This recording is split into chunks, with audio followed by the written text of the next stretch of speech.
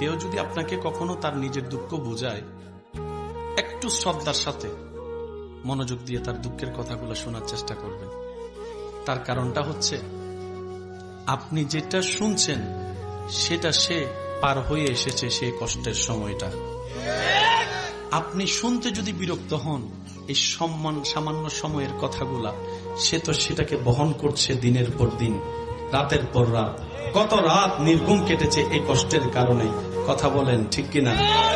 কেউ যদি আপনাকে দুঃখে কষ্টের কথা শোনাতে আসে, আপনি বলবেন, ইয়া রব, তোমার দরবারে লক্ষ কোটি শুকরিয়া যে অন্যজনের অন্তর হালকা করার জন্য তুমি আমাকে ব্যবস্থা করে দিয়েছো, আমাকে সুযোগ দান করেছো। সুবহান আল্লাহ। কারণ সে যদি আমাকে শোনায় একটুখানিও শান্তি পায়, এই অশান্তির সময়ে, অশান্তির যুগে, অশান্তি দুনিয়ায় যখন কেউ কারো শান্তি দেখতে পারে না, সে সময়ে যে একটু শান্তির ব্যবস্থা তুমি আমার মাধ্যমে করে দিচ্ছ, ইয়া রব, তোমার কাছে লক্ষ শুকরিয়া। তুমি আমাকে তৌফিক দিও তার প্রত্যেকটা শব্দ যেন আমি মরণ পর্যন্ত আমানত হিসেবে রাখতে পারি।